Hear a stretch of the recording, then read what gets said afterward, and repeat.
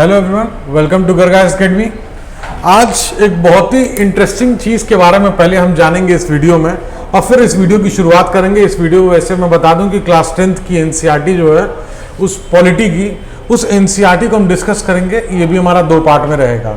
तो सबसे पहले अगर हम बात करते हैं एनसीईआरटीज़ की, तो हर एस्पिरेंट को या हर गवर्नमेंट एग्जामिनेशन में जहाँ पे एनसीईआरटी को पढ़ने की ज़रूरत होती है, तो कोई भी ये सोचता है कि एनसीईआरटी क्यों, NCERT why NCERT and how much time to give, how much time we should give for NCERT. ये कहीं ना कहीं एक दिमाग में ये चीज़ रहता है कि कोई भी टाइम जो है वो, बिकॉज टाइम इज़ लिमिटेड, कोई भी टाइम वेस्ट ना हो। तो पहले ये हम जाने कि एनसीईआरटी हमको क्यों पढ़ना है। एनसीईआरटी चाहे वो 6th स्टैंडर्ड की हो, चाहे वो 12th स्टैंडर्ड की हो, ये सारी की सारी कहीं ना कहीं एक हमारा बेस बिल्डिंग का जो है काम करती है। क्योंकि जो हमारा बेस है वो हम ही तय कर सकते हैं वो कितना स्ट्रांग है। हो सकता है किसी के लिए फेडरलिज्म समझना बहुत आसान हो, क्यों? क्योंकि स्कूल के टाइम पे जब उन्होंने पढ़ा था वो बेस, या उनका ग्रेजुएशन में वो चीज़ हो, तो वो कहीं ना कहीं उनके एक दिमाग में है कि पॉलिटी हो चाहे इकोनॉमिक्स हो, वो किसी ना किसी तरह चीज़ों को रिलेट कर पाते हैं। तो डेफिनेटली वो हायर क्लास से शुरू कर सकते हैं, वो चाहे तो 9th से या सीधे 11th से कर सकते हैं। लेकिन जिसका बेस नहीं है या जिसको नहीं आइडिया है, पढ़े थे लेकिन याद नहीं है, उसको डेफिनेटली हम लोग हमेशा कहते हैं कि बेस से शुरुआत करिए। बेस से इसलिए हायर लेवल से करेंगे, आपका समय तो बचेगा लेकिन उसको समझने में आप उतना ही समय लगा देंगे। लो लेवल से स्टार्ट करेंगे, क्लास 6 से स्टार्ट करेंगे, तो जो अंडरस्टैंडिंग जो डेवलप करनी है वो अंडरस्टैंडिंग बहुत अच्छी डेवलप कर सकती है। अब आता है कि टाइम कितना देना। टाइम इज समथिंग कि वो एक इंडिविजुअल पे डिपेंड करता है ना। ये एक इंडिविजुअल फैक्टर है। क्यों इंडिविजुअल फैक्टर है? बिकॉज मैं बहुत से जो भी लेक्चर, जैसे मान लीजिए कि ये क्लास 10th का पार्ट 1 में बना रहा हूँ, बहुत से लोग हैं जो कि एक बार में ही देख के उसको समझ जाते हैं और अपना क्वेश्चंस जो है हम लोग को मेल के थ्रू या टेलीग्राम के थ्रू या व्हाट्सएप के थ्रू जो है क्वेश्चंस पूछ लेते हैं। लेकिन बहुत से बच्चे कहते हैं कि 2-2 3-3 बार देखना पड़ता है वीडियो, उसके बाद वो समझ पाते हैं, तब कर पाते हैं। तो इसका मतलब है ये इंडिविजुअल फैक्टर है उनकी अपनी अंडरस्टैंडिंग का, है ना। हमको खुद को अपने आप को चेक करना है कि जो हमारा अंडरस्टैंडिंग लेवल है वो क्या है और उस लेवल के हिसाब से। क्यों? क्योंकि स्टार्टिंग पॉइंट ऑफ व्यू में जब हम अपना यूपीएससी का या कोई भी स्टेट पीएससी का जर्नी जब स्टार्ट कर रहे हैं, किसी भी गवर्नमेंट एग्जाम की जर्नी स्टार्ट कर रहे हैं जिसमें एनसीईआरटी का रोल है, तो स्टार्टिंग में ही हम एनसीईआरटी पढ़ लेते हैं। क्योंकि जो हमारा बेस है वो डेफिनेटली हम स्टार्टिंग में बनाएंगे। अगर हम बाद में जाके बेस की तरफ काम करेंगे तो हम एक तरीके से ऑपोजिट डायरेक्शन में चलेंगे, है ना। तो इसी को ये चीज़ समझाना इसलिए ज़रूरी था क्योंकि बहुत से बच्चे थे जो मैसेज कर रहे थे और उनको ये चीज़ कन्फ्यूजन हो रहा था और सबको ये मैसेज चला जाए, इसलिए मैंने सोचा कि इसको वीडियो में ही शेयर करते हैं और वीडियो में ही बोलते हैं कि किस तरीके से जो इम्पोर्टेंस है और एनसीईआरटी का जो यूसेज है। देखिए, वो हमारे ऊपर है कि हम किसी चीज़ का यूसेज लेते हैं कि नहीं। अगर हम यूसेज, इसका जो बेनिफिट है अपनी स्टडीज़ में हमको लेना है, तो पहले हमको एनसीईआरटी करना होगा और बाद में बाकी का जो हमारा स्टैटिक पोर्शन है, जो रेफरेंस बुक है ना, उस पे जाना होगा। लेकिन हम शुरू में ही रेफरेंस बुक, भाई पहले अगर हमको मान लीजिए 10th स्टेप पे अगर जाना है तो 10th स्टेप पे जाने पे पहले हमको फर्स्ट स्टेप के थ्रू ही जाना होगा, है ना। अगर हम फर्स्ट स्टेप के थ्रू नहीं जाएंगे, कूदते फांदते जाएंगे, तो आई डोंट नो। अगर हम हैबिचुएटेड होंगे तो सक्सीड कर जाएंगे, नहीं होंगे तो फिर हमको वापस आके एनसीईआरटी पढ़ना होगा कि समझ ही नहीं आ रहा है कि क्या बोल रहा है स्टैटिक में या 11th 12th की एनसीईआरटी के बुक में। तो अपने आप को जज करिए और अपने आप को जज करके उस चीज़ का डिसीजन लीजिए कि किस तरीके से आपको एनसीईआरटी के थ्रू जाना है। अब अगर हम स्टार्ट करें तो ये क्लास 10th की एनसीईआरटी है ना। सब्जेक्ट ये पॉलिटी का है ना। इसको हम डिस्कस करेंगे।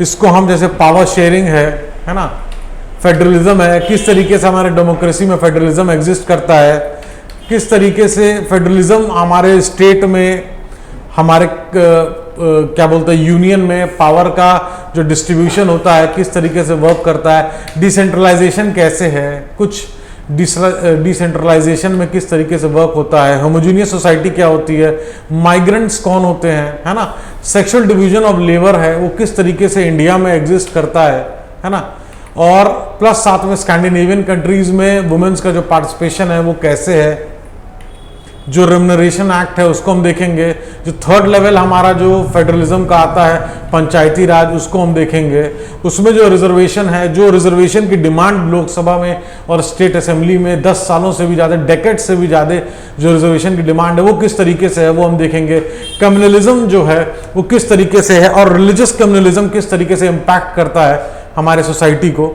इस चीज़ों को हम देखेंगे। अर्बनाइजेशन, कास्ट हायरार्की, फेमिनिस्ट क्या होता है, फेमिनिज्म क्या होता है, ऑक्यूपेशनल मोबिलिटी क्या है और किस तरीके से हमारे सोसाइटी को इम्पैक्ट करती है, ये सारी चीज़ें हम आज की क्लास में देखेंगे, है ना। अब अगर हम बात करते हैं फर्स्ट जो हमारा टॉपिक है पावर शेयरिंग, तो पावर शेयरिंग की जब बात आती है तो हमारे दिमाग में सबसे पहले क्या आता है, पहले हम इस चीज को समझें कि पावर शेयरिंग क्या है। देखिए पावर का मतलब है अथॉरिटी एंड रिस्पॉन्सिबिलिटी। भाई अथॉरिटी अगर होगी जिम्मेदारी नहीं होगी तो दिक्कत, जिम्मेदारी होगी अथॉरिटी नहीं होगी करने की तो भी दिक्कत। तो पावर शेयरिंग जैसे एक होता है, इसको समझना इसलिए जरूरी है इस कॉन्सेप्ट को क्योंकि अब जो हमारा एनसीईआरटी का लेवल है वो डे बाय डे इंक्रीज करेगा 10th में, 11th में, 12th में, जिसमें हम जब रेफरेंस बुक पढ़ेंगे तो हमको बहुत मदद मिलेगा। अब अगर आप इमेजिन करिए वन पर्सन, है ना, एक आदमी है जिसके पास फुल कंट्रोल है ऑफ आवर एंटायर कंट्री, है ना, हमारी पूरी कंट्री का कंट्रोल एक आदमी के पास है। एंटायर कंट्री, आप समझिए कि पूरी इंडिया अगर एक आदमी कंट्रोल करे, इमेजिन ही करिए बस आप कि एक आदमी है वही डिसीजन लेता है डेवलपमेंट्स की, है ना, वही डिसीजन लेगा हमारे फॉरेन ट्रेड्स की, वही हमारे जो फॉरेन रिलेशंस हैं वो डिसीजन लेगा, वो हमारे जो भी इंफ्रा डेवलपमेंट है वो लेगा, वो हमारे जितने भी सोसाइटी के डिसीजंस हैं, है ना, जो इम्पैक्ट करते हैं कंप्लीट सोसाइटी को, जैसे कि जो मार्जिनलाइजेशन है, रेशियल डिस्क्रिमिनेशन है, अनटचेबिलिटी है, इन सारी चीज़ों, मतलब कंप्लीट पावर एक आदमी के पास हो तो इमेजिन करिए हमारी सोसाइटी कैसी होगी। एक कंट्री लाइक इंडिया, इसमें अगर सारी पावर एक आदमी के पास चली जाए तो किस तरीके से, अगर अब दो पहलू हैं इसके भी, एक है कि वो जो पर्सन है वो जो अपना वर्क जो है वो उसका बहुत क्लीन हो एंड गुड हो, वो सारा मतलब कहते हैं हिंदी में सर्वगुण संपन्न हो, वो सब कुछ करने को तैयार हो और हर कुछ वो कर रहा हो, है ना, जो कि बहुत डिफिकल्ट है उसको अंडरस्टैंड करने में। क्यों? क्योंकि डिसीजन लेना, फिर उसको डिसीजन को एग्जीक्यूट कराना, अगर किसी के कोई ग्रीवियंस है ना, कोई शिकायत है तो डिस्प्यूट सेटलमेंट, उसको हम कहते हैं डिस्प्यूट सेटलमेंट, है ना, डिस्प्यूट सेटलमेंट भी करना, मतलब वही आदमी डिसीजन ले, वही आदमी एग्जीक्यूट करे कि पूरे भारत में लागू हो, किसी को कोई दिक्कत हो, कोई परेशानी हो, किसी का कोई हक मारा जाता हो तो उसमें डिस्प्यूट सेटल भी करे।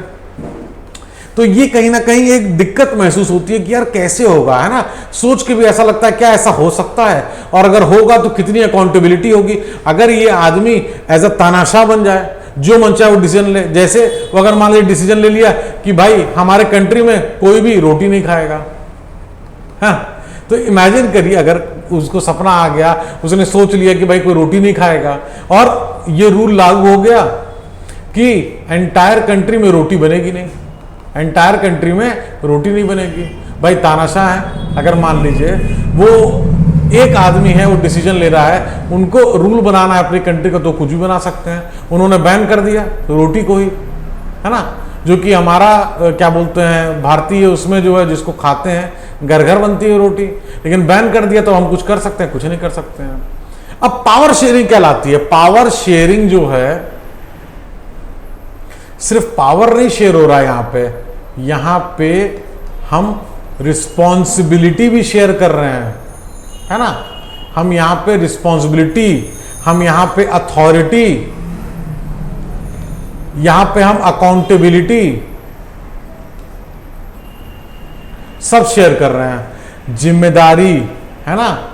अथॉरिटी, अगर किसी के पास जिम्मेदारी होगी लेकिन अथॉरिटी नहीं होगी कि भैया इस काम को हम कैसे करें, हमको जो है वो पावर नहीं दी गई है। अकाउंटेबिलिटी कि उसको हम चेक करें कि वो पावर जो दी गई है उसका क्या हुआ, सही यूटिलाइजेशन हुआ कि नहीं हुआ। ये जो अकाउंटेबल था, जो पर्सन था, उसको हम उस पर्सन को चेक करेंगे। तभी क्या होता है हमारे इंडिया में, हम कहते हैं हमारे इंडिया में ऐसा सिस्टम है, डेमोक्रेसी का सिस्टम है। इस सिस्टम में system of checks and balances, ये जो सिस्टम है चेक्स एंड बैलेंसेस का इसीलिए दिया गया है कि हर एक लेवल पे, चाहे वो यूनियन लेवल हो, चाहे वो स्टेट लेवल हो, चाहे वो लोकल लेवल हो, जहां पे आपका पंचायती सिस्टम और जो म्युनिसिपैलिटी सिस्टम है वो एग्जिस्ट करता है, हर लेवल पे जो जिम्मेदारी है वो चेक्स एंड बैलेंसेस को दिया गया है ना। वो इसलिए दिया गया है हर लेवल पे उन चीजों को हम डिवाइड कर पाए, so that proper execution of things can happen. अगर हम एग्जीक्यूट ही नहीं करेंगे तो हम अच्छी से अच्छी पॉलिसी बना लें, उसका बेनिफिट पब्लिक को मिलेगा ही नहीं, है ना। तो execution, framing of policy is one thing, execution of policy is one thing. ये इसलिए समझना है कि आगे जो भी स्लाइड्स हम देखेंगे, ये अंडरस्टैंडिंग डेवलप करना हमको बहुत जरूरी है हर गवर्नमेंट के एग्जाम के लिए। अब अगर हम बात करें, the idea of power sharing, है ना, has emerged in opposition to the notion of undivided political power. अभी हमने देखा जब अनडिवाइडेड पॉलिटिकल पावर का मतलब है एक जगह पावर, एक जगह सीमित हो जाए, है ना। कंसंट्रेशन ऑफ पावर, इसको हम बोलेंगे कंसंट्रेशन ऑफ पावर। इसको अभी हमने जो है ये लेसन स्टार्ट करने से पहले देखा कि why concentration of power is not good. Concentration of power, accountability, responsibility, जो अथॉरिटी है वो कहीं ना कहीं इन तीनों में जो है दिक्कत करेगा। Why? Because one person is not fit for all the role. एक आदमी हर तरीके की जिम्मेदारी नहीं निभा सकता, है ना।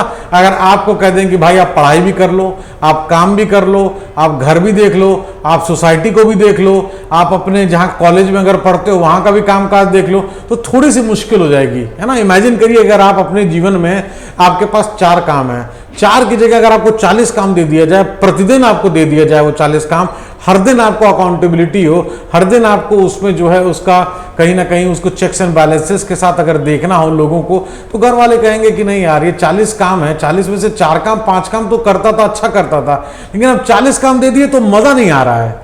मजा क्यों नहीं आ रहा है? Because when power is concentrated, it is not shared, तो डेफिनेटली जो हमारा एग्जीक्यूशन है, जिसपे हमारी सोसाइटी निर्भर करती है, एग्जीक्यूशन जो है वो सफर करेगा, वो डेफिनेटली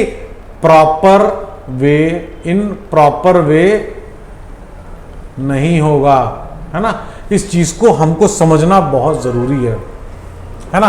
पहले बहुत समय तक जो है ऐसा बिलीव करते थे कि जो भी पावर है अब गवर्नमेंट, वो एक पर्सन के या एक ग्रुप के हाथ में जो है एक प्लेस में रहनी चाहिए। ऐसा पहले जो आप पॉलिटिक्स अगर देखेंगे, जो भी कंट्रीज थी आज से अगर आप पहले देखेंगे बैकग्राउंड में, तो बहुत कम कंट्रीज थी, फ्यू कंट्रीज वर देयर जो कि डेमोक्रेसी को अडॉप्ट करते थे, है ना, जो कि डेमोक्रेसी को अडॉप्ट करके चलते थे। Few countries.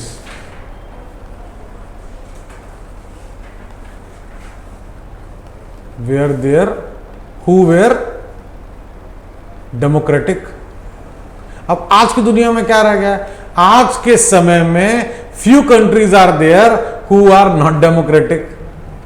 तो किस तरीके से देखिए आप चेंज हुआ है, एक इमर्जेंस हुआ है, एक सोसाइटी की नीड, एक सोसाइटी का से, जिसमें कि आम जनता पार्टिसिपेट कर सके, हर एक को हक मिल सके, रिप्रेजेंटेशन मिल सके, हर एक स्ट्रैटा से सोसाइटी को।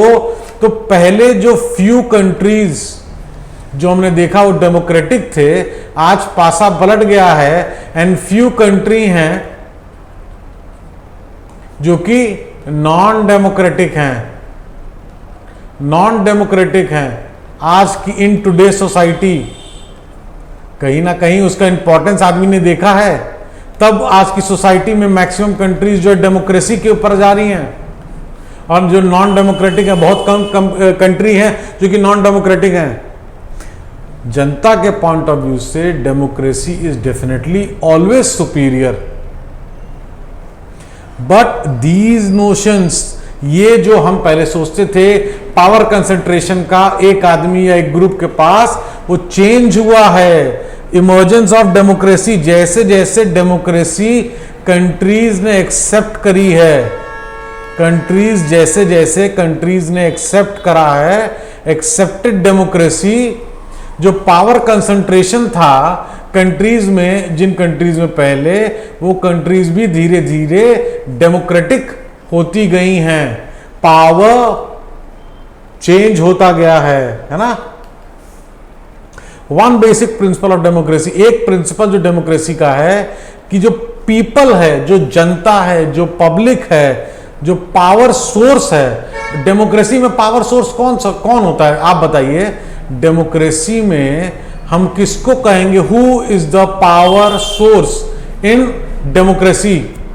इन डेमोक्रेटिक कंट्री में जो पावर सोर्स है वो वहां की खुद की अपनी जनता, वहां का जो पीपल, वहां की जो पब्लिक है, वो खुद पावर सोर्स है। Why? They choose their leader. तो जब हम अपना लीडर, अपना डिसीजन मेकर खुद चूज करेंगे तो पावर हमारे हाथ में है, हम चूज कर रहे हैं।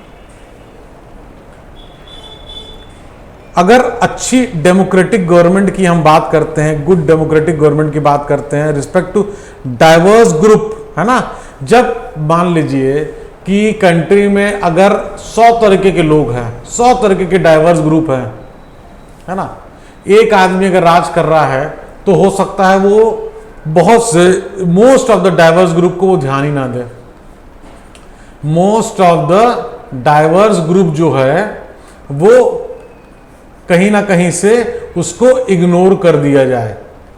लेकिन यही चीज सिचुएशन चेंज कर दिया जाए कि most of the diverse group को रिप्रेजेंटेशन मिल जाए। Most of the diverse group को अगर हम रिप्रेजेंटेशन दे दें तो पासा पलट जाएगा। जो डाइवर्स ग्रुप हैं उनका भी आदमी लेजिस्लेचर में बैठा होगा, लॉ मेकिंग का पार्ट बनेगा, है ना, वो लॉ मेकिंग करेगा। तो ये जो है डाइवर्स ग्रुप हैं, उनके जो व्यू हैं, जो एग्जिस्ट करता है सोसाइटी में, सबके एस्पिरेशंस, इच्छाएं, सबके एस्पिरेशंस को केटर किया जाता है इन डेमोक्रेसी। सबके एस्पिरेशंस को हम केटर करते हैं जो हम डेमोक्रेसी में देखते हैं। और अब अगर अपने कंट्री में हम बात करें, अपने इंडिया की बात करें, तो पावर जो है वो डिफरेंट ऑर्गन्स में शेयर्ड है ना।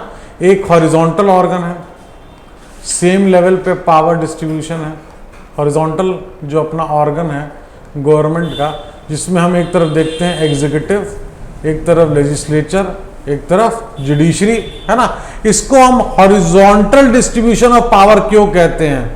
आपको यह समझना बहुत जरूरी है। Why it is called as horizontal? Because जो डिफरेंट ऑर्गन है गवर्नमेंट के, वो एक लेवल पे, एक सामान्य लेवल पे जो पावर का जो डिस्ट्रीब्यूशन है ना, जो भी हम पीछे बात कर रहे थे, जो पावर का डिस्ट्रीब्यूशन है वो एक सामान्य वन लेवल, है ना, एक लेवल पे वो एक लेवल पे उनको रखा गया है, चाहे एग्जीक्यूटिव हो, लेजिस्लेचर और जुडिशरी। क्यों रखा गया है? आप ये पढ़े होंगे, जाने होंगे, समझे कि एक लेवल पे रखा गया है। वाई? क्वेश्चन आता है क्यों रखा गया है। मान लीजिए एक को ज्यादा पावरफुल कर देते हैं, किसी एक को, तीन दोस्त हैं, राम, श्याम और प्रभु। मान लीजिए राम को ज्यादा पावरफुल कर दिए, श्याम और प्रभु को नहीं करे, तो डेफिनेटली हो सकता है कि जो ज्यादा पावरफुल है वो दूसरे को कहीं ना कहीं दबाने की कोशिश करे। ऐसा संभव है कि हो सकता है ऐसा ना हो। इसी तरीके से जो गवर्नमेंट के जो ऑर्गन्स हैं, जिनको हम एग्जीक्यूटिव, लेजिस्लेचर एंड जुडिशरी कह रहे हैं, अगर हम इनका जो पावर डिस्ट्रीब्यूशन है वो अनइक्वल कर दें, है ना, एक लेवल पे ना करें, हम अनइक्वल पावर दे दें, हम किसी एक को ज्यादा पावरफुल कर दें, तो आपको क्या लगता है वो डेफिनेटली आज नहीं तो कल दूसरे को दबाएगा। वो ना हो, एक सामान्य हो। तो जब हम कॉन्स्टिट्यूशन हमारे कंट्री का जब लिखा जा रहा था तो इस तरीके से चीजों को बैलेंस किया गया था, so that no one is more powerful than other. कोई एक दूसरे के कंपैरिजन में ज्यादा पावरफुल ना हो। बैलेंस ऑफ पावर, है ना। Even though ministers and government official exercise power responsible to the parliament and state assemblies. जो भी मिनिस्टर्स हैं, मिनिस्टर्स का क्या मतलब हुआ, ये जो एग्जीक्यूटिव है, एग्जीक्यूटिव जो होते हैं, जो मंत्रीगण होते हैं, जिनको आप अलग अलग विभागों की जिम्मेदारी देते हैं। कहते हैं ना हम लोग finance department, defence department, home ministry, तो ये क्या होते हैं, ये एग्जीक्यूटिव का पार्ट होते हैं। इनको हम मिनिस्टर्स कहते हैं, है ना। चाहे वो स्टेट में हो, चाहे वो यूनियन में, पार्लियामेंट में हो। ऑल्दो जजेस जो अपॉइंट होते हैं वो एग्जीक्यूटिव का रोल भी होता है उसमें, लेकिन जो फंक्शनिंग ऑफ एग्जीक्यूटिव और law made by the legislature है, उस पे भी इनका चेक रहता है। ये क्यों होता है कि भाई हम उसी को अपॉइंट भी कर रहे हैं, हमारा रोल है उस अपॉइंटमेंट में, लेकिन उस अपॉइंटमेंट के बाद, जो हमने इलेक्शन कमीशन ऑफ इंडिया में भी देखे थे, अपॉइंटमेंट के बाद खुद भी जो लोग उसको अपॉइंट कर रहे हैं उसको ऑर्डर नहीं कर सकते हैं अगर उसको लगता है कि दिस इज नॉट राइट। ये सिस्टम हमारे कंट्री में इसलिए एग्जिस्ट करता है कि अपॉइंटमेंट के बाद कोई उस पर प्रेशर ना डाले कि तुम ये काम कर दो, तुम ऐसा करो, ये हमारा आदमी है, इसको टेंडर दे दो, ऐसा करो, तुम ये काम है, ये लॉ जो है पास करा दो, या इस तरीके से डिसीजन दे दो जुडिशरी में। नहीं, because everyone has a system of checks and balances. कोई भी एक दूसरे से ज्यादा पावरफुल नहीं है, सब समान रूप से पावर डिवाइड की गई है। अब जो पावर है वो गवर्नमेंट के अंदर भी, अभी हम गवर्नमेंट की बात कर रहे थे एज अ होल, गवर्नमेंट भी उसको डिफरेंट लेवल पे, जैसे एक होता है फुल कंट्री का यूनियन लेवल, है ना, जिसको हम सेंटर कहते हैं, एक प्रोविंशियल या स्टेट लेवल पे स्टेट गवर्नमेंट होती है, ये स्टेट लेवल पे एक्ट करती है। एक हम देखते हैं लोकल लेवल पे, जो कि हमारा पंचायती राज इंस्टीट्यूशंस हैं, हमारी म्यूनिसिपैलिटीज हैं। तो ये तीन, ये इसको हम पॉपुलरली क्या कहते हैं, वर्टिकल ऑर्गन या वर्टिकल डिस्ट्रीब्यूशन ऑफ पावर। इसमें क्या होता है, इसमें जो पावर होती है वो डिफरेंशिएट भी कर जाती है। जैसे यूनियन, जो हमारा जो फेडरल सिस्टम है हमारे कंट्री का, उसमें we have a federal system, but we have a federal system with strong centre. हमारी डाइवर्सिटी, हमारी चीजों को, हमारी कंट्री के ज्योग्राफिकल चीजों को देखते हुए we have designed in such a way कि we have a strong centre. जब हम वर्टिकल डिस्ट्रीब्यूशन की बात करते हैं तो we have a strong centre in place, है ना। जैसे कि in such a general government for the entire country is called federal government. एक ही सरकार जो है वो अगर जो कंट्री में ऊपर बैठी है, जिसको हम यूनियन लेवल की बात कर रहे हैं, है ना, सेंट्रल या यूनियन लेवल पे, फिर गवर्नमेंट एक होती है फेडरल सिस्टम पे, प्रोविंशियल या रीजनल लेवल पे, जिसको हम डिफरेंट डिफरेंट नेम से जानते हैं, जिनको पॉपुलरली हम स्टेट गवर्नमेंट की उससे जानते हैं। स्टेट गवर्नमेंट क्यों? जो हमारा लोकल लेवल का जो एस्पिरेशंस है ना, जो हमारे रीजनल लेवल के जो एस्पिरेशंस हैं, दैट इज ओनली पॉसिबल। एक आदमी एक लेवल पे जब नहीं डिसीजन ले सकता तो कैसे करते हैं, उसको हम डिवाइड करते हैं कि उस रीजन, उस सेंटर, बहुत से स्टेट्स हैं, उनकी जो प्रॉब्लम्स हैं वो स्टेट ओरिएंटेड हैं। जो प्रॉब्लम है ना, वो स्टेट ओरिएंटेड प्रॉब्लम है। अब अगर स्टेट ओरिएंटेड प्रॉब्लम है, हो सकता है कि सेंटर उस पे एक्ट जो करे, उससे बेटर तरीके से जो लोग वहां पे रह रहे हैं वो उन चीजों को, लॉज को फ्रेम कर सकें, उन लॉज को वहां पे एग्जीक्यूट कर सकें, और जनता का जो भी प्रॉब्लम है उसको रिजॉल्व कर सकें, उस प्रॉब्लम को रिजॉल्व कर सकें। इसीलिए कहीं ना कहीं जो फेडरल सिस्टम है वो हमारी कंट्री में इतना जरूरी था, जिसमें एक यूनियन लेवल, एक स्टेट लेवल, और फिर बाद में थर्ड टियर ऐड हुआ जिसको हम पंचायती राज इंस्टीट्यूशंस कहते हैं। इसलिए ये बहुत जरूरी है, जो कि हमने देखा ये एक्सटेंड हो सकते हैं स्टेट से भी नीचे, government lower than the state government such as municipalities या पंचायत में। अब जब हम बात करते हैं डेमोक्रेसी की, हम बात करते हैं कि हर आदमी का एक अपना से होता है ना, एवरीवन हैज देयर से। कैसे? डेमोक्रेसी में ऐसी क्या चीज हमको मिल जाती है कि हम कहते हैं कि हर आदमी का अपना से होता है? इसमें आपकी क्या राय है?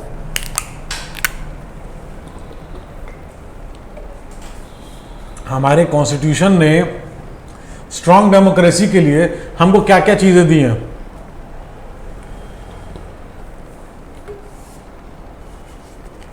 सबसे पहले, अगर आपको पता है तो आप कमेंट्स में लिखिए, मजा आएगा। नहीं पता तो मैं बता रहा हूं। सबसे पहले हमको वोटिंग राइट दिया है ना। हमको जो है हमारे कंट्री में पीरियोडिक इलेक्शंस दिए हैं। अगर मान लीजिए कह देते हाँ ठीक है इलेक्शन होगा, तो 5 साल में होगा कि 50 साल में होगा कि 15 साल में होगा, कुछ नहीं पता। Constitution says for periodic elections. अपने मनमाना नहीं है 5 साल में इलेक्शन कराइए, अनलेस अनटिल कोई इमरजेंसी या कोई प्रॉब्लम आ जाए, नहीं तो नॉर्मल टेन्योर में वोटिंग राइट्स हैं सबके पास। Universal adult franchise, universal adult franchise guarantees no one can discriminate on the basis of any damn thing. 18 साल या 18 साल से ऊपर है तो आपके पास भैया वोट है, आप वोट करिए, पीरियोडिक इलेक्शंस में पार्ट लीजिए, अपनी बातों को कहिए। जो आप जिसको इलेक्ट कर रहे हैं, अगर वो आपका काम नहीं कर रहा है तो नेक्स्ट टाइम हटा दीजिए पावर से। ये पावर आपको कैसे मिलती है? डेमोक्रेसी में मिलती है, जनता तक जाती है। ये पावर को अच्छे से एग्जीक्यूट कर पाए, इसलिए हमारे कंट्री में क्या किया गया, हमारे कंट्री में जो पावर शेयरिंग, जो फेडरलिज्म की हम बात कर रहे हैं, यूनियन एग्जिस्ट करती है, स्टेट एग्जिस्ट करती है, लोकल लेवल पे पंचायती राज इंस्टीट्यूशन। ये समझना इसलिए जरूरी है, पूरी पॉलिटी हमारे कंट्री की इन्हीं चीज पे बेस करती है। हम जो कहते हैं कि हमारे पास वोटिंग राइट है, उसका क्या इंपॉर्टेंस है, इन चीजों में हम देखते हैं कि क्या इंपॉर्टेंस है। अब एक बात होता है रिजर्व कॉन्स्टिट्यूएंसी का, है ना, जो हमने पहले भी पढ़ा है। ये रिजर्व कॉन्स्टिट्यूएंसी क्यों रखते हैं? हम बात करें कि भाई ठीक है, हर तरीके से बहुत सा एक स्टार्टा है सोसाइटी का जो लॉन्ग टाइम, है ना, बहुत सालों तक उसने सफर किया है, जिनके राइट्स को बिफोर इंडिपेंडेंस भी अगर देखें, जिनके राइट्स को बहुत ज्यादा कुचला गया है, जिनको कहीं ना कहीं डिप्राइव किया गया है ना, they were deprived of the basic things. सुनने में आता है ना कि मंदिर में जाना है, नहीं जाना है, ये करना है, वो नहीं करना है, तमाम चीजें सुनने में आती है। इसी तरीके से बहुत सी चीजें जो एक स्ट्राटा ऑफ सोसाइटी, एक पार्ट ऑफ सोसाइटी को सफर करना पड़ा। तो अब क्या है, जब हम संविधान हमारा बन रहा था तो इसमें ऐसा कुछ किया गया कि जो हम रिजर्व कॉन्स्टिट्यूएंसी जो हमने पहले भी देखा उसको संक्षेप में हम जानने की कोशिश करेंगे कि ऐसा स्ट्राटा जो हमारे वुमेन्स हैं, है ना, जो हमारे एससीज हैं, एसटीज हैं, उनको भी हम जो है मौका दें कि वहाँ की जो रिजर्व कॉन्स्टिट्यूएंसीज है वहाँ पे जो लोग चुनाव लड़ेंगे, जो इलेक्शन कंटेस्ट करेंगे, वो इस कैटेगरी से, एससी से, एसटी से या वुमेन के कैटेगरी में जो है कहीं ना कहीं वो बिलोंग करेंगे, ताकि इनका जो रिप्रेजेंटेशन है वो हमारे लेजिस्लेचर में इनका रिप्रेजेंटेशन हो सके, है ना। This type of arrangement is meant to give space in government and administration. जो हमारे तमाम एग्जामिनेशंस होते हैं उसमें हम रिजर्वेशन देते हैं, उसमें हम प्रेफरेंसेस देते हैं हमारे डाइवर्स सोशल ग्रुप में, सो दैट कि इनको जो इनके साथ पीछे हुआ, इनको सोसाइटी से अलग माना गया, इनको एक एलिनेटेड, एक अलग जो मार्जिनलाइजेशन या डिस्क्रिमिनेशन जो किया गया उसको कंप्लीट स्टॉप, इनका जो से है, इनका जो हक है, इनको दिया जाए। एंड इनको लेजिस्लेचर का जो पार्ट है जब ये बनेंगे तो अपना जो प्रेफरेंसेस है, जो अपना से है, वो डेफिनेटली वो रखेंगे। जो हमने देखा जैसे minority communities fair share in power. देखिए, किसी भी कम्युनिटी को, किसी भी पार्ट ऑफ सोसाइटी को अगर हम चाहते हैं कि इसको भाई सोसाइटी में हिस्सा मिले, हिस्सा इन द सेंस कि इसको ऊपर आने का हिस्सा मिले, इसको अपने सोसाइटी को रिप्रेजेंट करने का हिस्सा मिले, तो गवर्नमेंट क्या करती है कि जो रिजर्वेशन के थ्रू एग्जामिनेशन में या एडमिनिस्ट्रेशन का पार्ट बनाने में, इलेक्शंस में, उसमें जो है रिजर्व करती है ना। ये power sharing arrangement can also be seen in the way, जैसे political parties, pressure groups, movements. कभी कभी देखते हैं जैसे पॉलिटिकल पार्टी हैं, जैसे हमारे यहाँ मान लीजिए कांग्रेस है ना, इंडियन नेशनल कांग्रेस हो गया, भारतीय जनता पार्टी हो गया, समाजवादी पार्टी हो गया, बहुजन समाजवादी पार्टी हो गया, है ना। इस तरीके से बहुत सारी पार्टीज हैं जो इलेक्शन कमीशन ऑफ इंडिया के अंडर में रजिस्टर्ड है एज अ नेशनल पार्टी या as a state party. Pressure groups क्या होता है, जैसे मान लीजिए कभी कभी मान लीजिए कोई डैम कंस्ट्रक्ट हो रहा है ना, वो डैम उस एरिया को बेनिफिट कर सकता है गवर्नमेंट के पॉइंट ऑफ व्यू से, लेकिन वहां से बहुत सारी ट्राइबल पॉपुलेशन है जो वहां पे डिपेंडेंट है, वहां के नेचुरल रिसोर्सेस पे। जहां डैम कंस्ट्रक्ट कर रहे हैं वहां के नेचुरल रिसोर्सेस पे वहां के लोग निर्भर करते हैं। फिर क्या होता है, बहुत से कंडीशंस में देखा गया है कि प्रेशर ग्रुप फॉर्म्स हो जाते हैं। ये प्रेशर ग्रुप का एक एजेंडा होता है और ये एजेंडा को लेके वो गवर्नमेंट पे प्रेशर एग्जर्ट कराते हैं। क्या कि भैया ये डिसीजन आपका सही नहीं है, इसको डिसीजन को आप वापस लो, इससे हमारे लोगों की या सोसाइटी में लोगों की हानि होगी। मूवमेंट, जैसे हमने बहुत से मूवमेंट देखे हैं, इस मूवमेंट में क्या होता है, ये एजेंडा स्पेसिफिक होता है, ये एजेंडा स्पेसिफिक होता है। एक मूवमेंट को लेके चल दिए कि नहीं भैया ये काम होना है, और मूवमेंट में बहुत सारे लोग। इसमें क्या होता है, प्रेशर ग्रुप में कभी कभी होता है कि एक स्ट्राटा ऑफ सोसाइटी वो साथ आता है। मूवमेंट ग्रुप में क्या है, मिक्स जो होता है सोसाइटी से, हर रिलीजन के, हर व्यक्ति, हर इकोनॉमिक स्टेटस से, हर रिलीजन, हर कास्ट से लोग जो आ जाते हैं मूवमेंट में और वो पार्ट लेते हैं। एक उनका एजेंडा स्पेसिफिक होता है, वो उस एजेंडे के लिए काम करते हैं। जैसे एजेंडा अचीव हो जाता है तो मूवमेंट बंद हो जाता है। अब अगर हम डेमोक्रेसी की बात करते हैं तो हमारे जो सिटीजन्स हैं उनके पास फ्रीडम होनी चाहिए। क्या कि जो भी वेरियस कंटेंडेंट्स है पावर के डेमोक्रेसीज में, जो इलेक्शंस में पार्ट ले रहे हैं, उनको सबको एक समान रूप से कंपटीशन फेस करना हो। ऐसा भी नहीं होना चाहिए कि मान लीजिए जो पार्टी जो भी क्या बोलते हैं पावर में है, उनको दोबारा आने का चांस हो, प्लस जो ऑपोजिशन में हैं उनको भी रूलिंग पार्टी में आने का क्लियर चांस होना चाहिए, है ना। जो हमारा कंपटीशन है वो फेयर रूप से होना चाहिए, क्योंकि ये पावर जो है वो एक आदमी एक पार्टी में एकाग्रित ना हो, इसलिए फेयर इलेक्शन का रोल बहुत बड़ा है डेमोक्रेसी में। अब अगर हम फेडरलिज्म की बात करें, जो हम बात कर रहे थे, है ना, कि पावर डिवाइड करते हैं फेडरलिज्म में, एक सेंट्रल अथॉरिटी होती है ना, और बाकी कंट्री के हिसाब से जो कॉन्स्टिट्यूएंट यूनिट्स हैं उसको हम डिवाइड करते हैं कि एक सेंटर, एक स्टेट, एक लोकल लेवल, जो थर्ड टियर बाद में हमारे कंट्री में ऐड हुआ। फेडरेशन आमतौर से 2 level, more than 1 level of government अगर है तो we'll call it as a federal government, है ना। 1 is the government for the entire country, जो हम देखते हैं कि भैया केंद्र की सरकार जिसको बोलते हैं, इनके जो कॉमन जो सब्जेक्ट्स होते हैं नेशनल इंटरेस्ट के, जैसे फॉरेन ट्रेड, है ना, डिफेंस, रेलवे, ये सब जो मेजर डिसीजंस इन सब विभाग के जो होते हैं, ये जो यूनियन लिस्ट में आते हैं, इन लिस्ट को भी हम देखेंगे।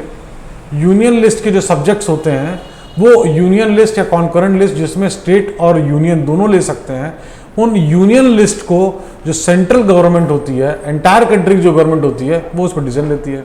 Other are the government at the level of provinces, provinces मतलब स्टेट्स, है ना, और states that look after much of the day to day administering of the states.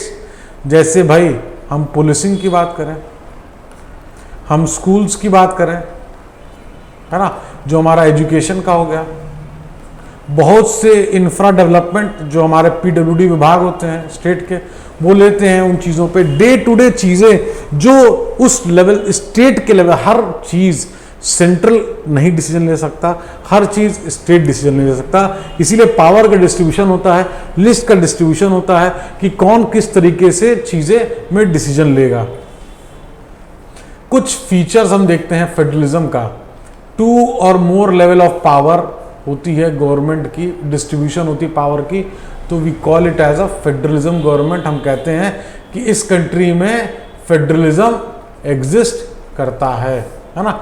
Different tier of government govern the same citizen, each tier has its own function, a own jurisdiction in specific matter, legislation का, taxation का, administration का। जैसे हमने देखा कि वही citizen है जो यूनियन लेवल पे, मान लीजिए सरकार है जो दिल्ली में बैठी हुई है, जो पूरे कंट्री के लिए लॉ फ्रेम कर रही है फॉर एंटायर कंट्री, उसके अंडर में जो मान लीजिए हमारे यूपी के जो लोग हैं वो भी आते हैं, लेकिन जो सब्जेक्ट्स है जिसपे वो लॉज बनाते हैं, लॉ फ्रेम करते हैं, वो अलग होगा सेंटर का और स्टेट का।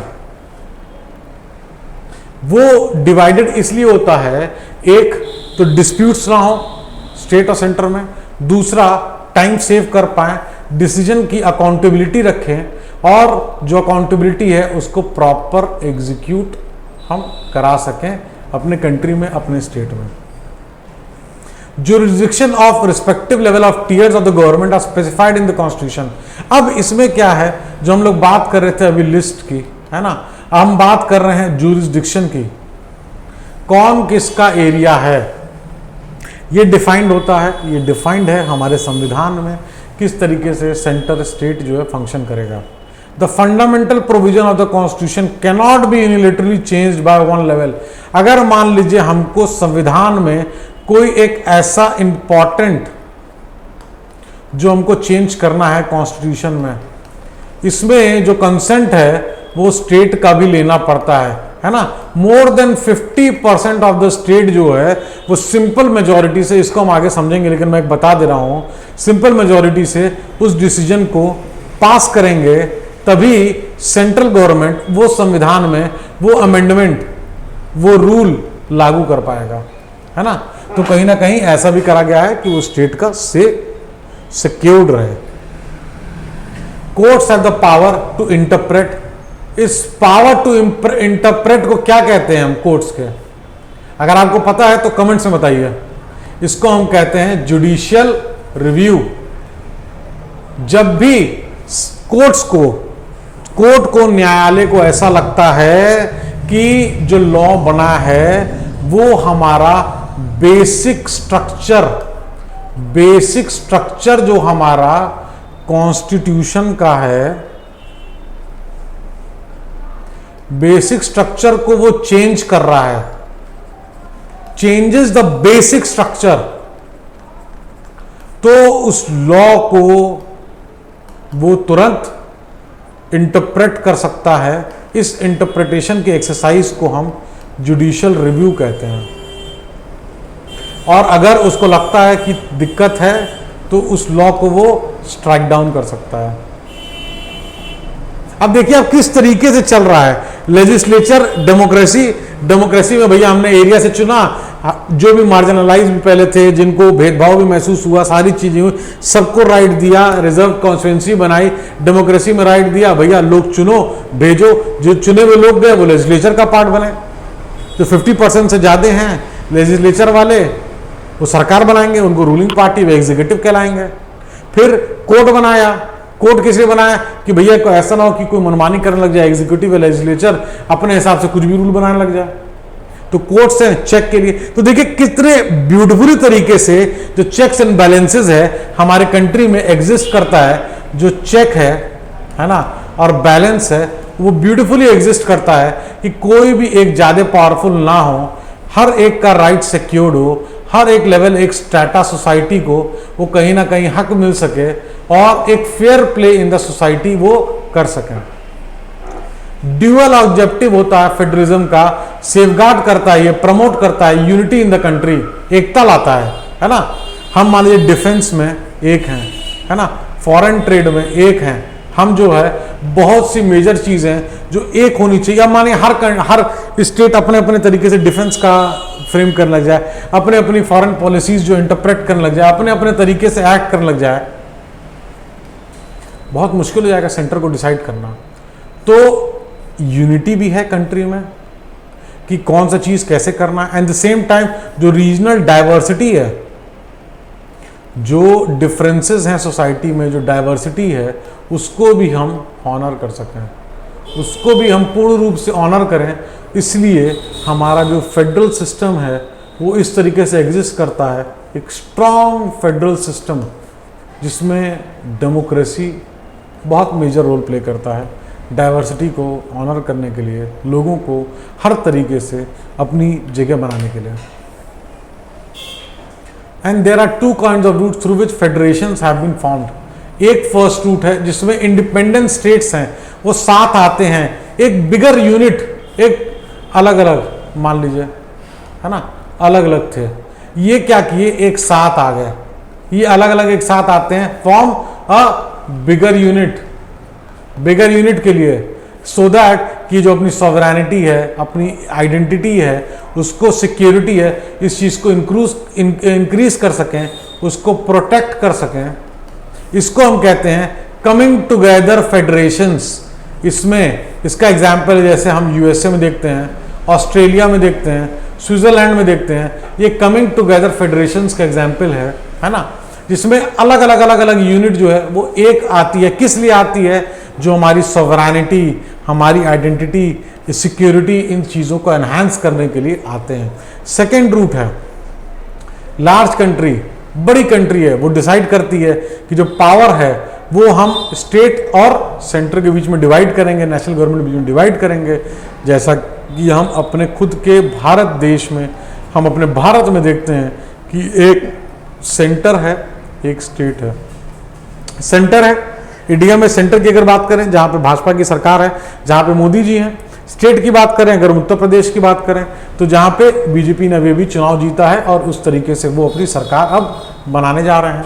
तो इस तरीके से जो फेडरल रूट है, जैसे इंडिया में, स्पेन में, बेल्जियम में एग्जिस्ट करता है, इसको हम होल्डिंग टुगेदर फेडरेशंस कहते हैं।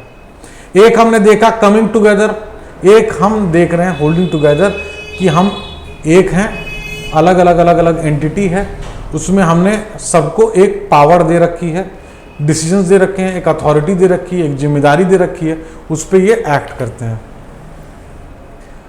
फेडरलिज्म के अपने हमारे आज़ादी के बाद बहुत से प्रिंसली स्टेट्स हैं जो हमारे कंट्री का जो पार्ट बने, जो कॉन्स्टिट्यूशन ने इसलिए इंडिया को डिक्लेयर यूनियन ऑफ स्टेट्स, कई स्टेट्स मिलके हमारा जो यूनियन बनता है, हमारा देश बनता है। जो कॉन्स्टिट्यूशन में पहले जो अभी हम बात कर रहे थे कि 3 लेवल, जो जब संविधान लिखा गया था 2 ही लेवल थे उसमें, है ना। यूनियन गवर्नमेंट जिसको हम सेंट्रल गवर्नमेंट भी कहते हैं, रिप्रेजेंट करता है किसको, यूनियन ऑफ इंडिया को, और एक होता है स्टेट सरकार, जो हमारे प्रदेश की सरकार होती है, उसको हम स्टेट गवर्नमेंट कहते हैं। और बाद में हम 73rd एंड 74th अमेंडमेंट के थ्रू एक 3rd tier of federalism add किए, जिसको हम पंचायत एंड म्युनिसिपैलिटी सिस्टम कहते हैं, है ना।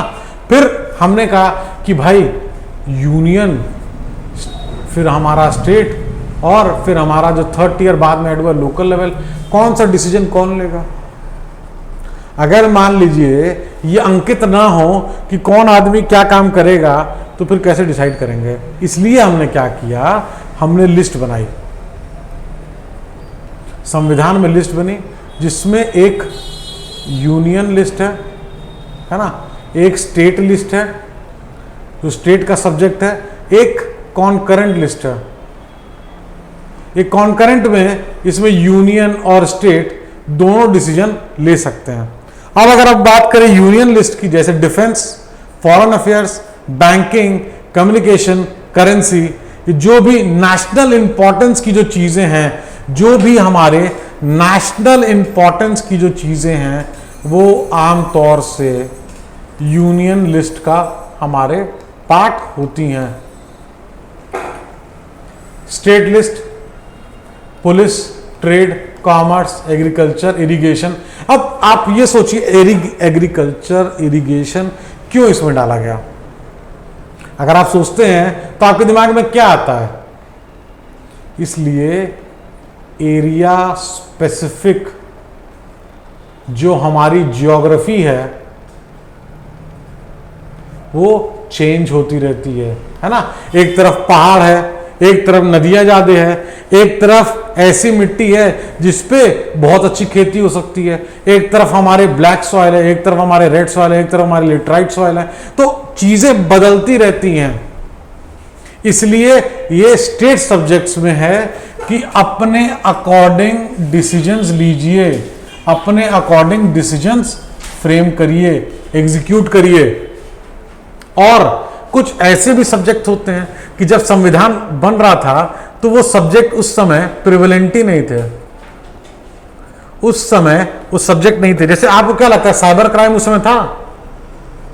अगर हम बात करें साइबर क्राइम की, तो साइबर क्राइम अगर होगा भी तो बहुत मिनिएचर लेवल पे होगा, है ना। जो कंप्यूटर है ना, जो कंप्यूटर का सब्जेक्ट है, जो कंप्यूटर सॉफ्टवेयर का सब्जेक्ट है, उस समय उतना डेवलप्ड नहीं था, उतना डेवलप्ड नहीं था। तो जब उतना डेवलप्ड नहीं था तो उसको लिस्ट में हमने डाला ही नहीं। उसमें क्या होता है, उस लिस्ट को हम रेसिडुअरी पावर, रेसिडुअरी सब्जेक्ट के अंदर डालते हैं। जो कहीं नहीं गवर्न होता है वो रेसिडुअरी पावर या रेसिडुअरी सब्जेक्ट्स में आता है। ये पावर सेंट्रल गवर्नमेंट को दी जाती है, हमारी यूनियन गवर्नमेंट को दी जाती है इन चीजों पे डिसीजंस लेने का, है ना। और कुछ स्टेट को स्पेशल स्टेटस दिया गया है। क्या भैया स्पेशल? जैसे असम, नागालैंड, अरुणाचल प्रदेश, मिजोरम, स्पेशल पावर दिया गया इनको आर्टिकल 371 के अंडर में। क्या है भाई? इनके जो प्रोटेक्शन ऑफ लैंड राइट्स है, इनके लोगों के लिए अलग अलग राइट्स और प्रिविलेजेस दिए गए हैं, इनके कल्चर को प्रोटेक्ट करने के लिए, एम्प्लॉयमेंट के लिए गवर्नमेंट सर्विसेज में। ये आर्टिकल 371 जो चाहे वो लैंड इनके एरिया में नहीं ले सकता है। इनके एरिया में अगर लैंड लेना है तो कहीं ना कहीं बहुत सारी चीजें रिस्ट्रिक्शंस हैं। रिस्ट्रिक्शंस क्यों हैं? बहुत से एरिया ऐसे भी हैं जो कि पहले पास्ट में उनको अलग अलग तरीके के डिस्टर्बेंसेस देखने लगे। अब जो disturbance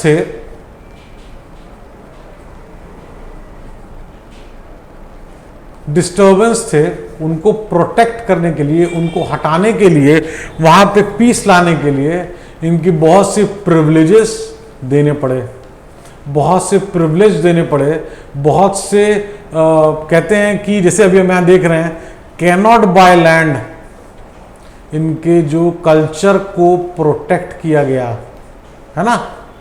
if the federal experiment has succeeded in India, it is not merely because of clearly laid down constitutional provisions. ऐसा नहीं है कि सिर्फ हमारे जो कॉन्स्टिट्यूशन में जो प्रोविजंस लिए गए हैं उसके वजह से जो हमारा फेडरल सिस्टम है वो कहीं ना कहीं जीता है। हमारा जो नेचर ऑफ डेमोक्रेटिक पॉलिटिक्स है, जिस तरीके से हम रिप्रेजेंट करते हैं, जिस तरीके से हम रिप्रेजेंट करते हैं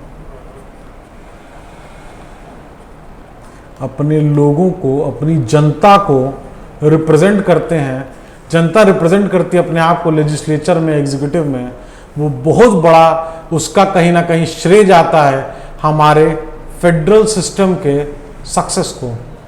अगर कोई आपसे पूछ ले how can you say that the federal system has succeeded in India, तो जो नेचर ऑफ डेमोक्रेटिक पॉलिटिक्स है हमारे देश में, उसके ऊपर बहुत बड़ा श्रेय जाता है। जो हम रिजर्व्ड कॉन्स्टिट्यूएंसी देते हैं, जो हम लोगों को हक देते हैं लोकल लेवल तक भी। अब आप ये समझिए, जो हम थर्ड लेवल बात कर रहे हैं, तो थर्ड लेवल पे लोग अपनी डिसाइड कर सकते हैं कि कैसी रोड, नाला, कोई एजुकेशन लेवल में चेंज, मिड डे मील, ये सब जो चीजें हैं। सोचिए थर्ड टीयर जो हमने बनाया, यहां तो 2 टीयर की बात होती है फेडरल में, हमारे पास तो 3 टीयर्स हैं। तो लोग डिसीजन जब लेंगे, है ना, हम अगर मान लीजिए हम क्लास में हैं, क्लास में टीचर पूछे कि भैया हम पॉलिटी पढ़ोगे कि इकोनॉमिक्स पढ़ोगे, लेकिन क्लास में 50 बच्चे हैं, लेकिन वोटिंग का राइट सिर्फ 5 को हो, तो 45 को कैसा लगेगा आप जरा सोच के देखिए।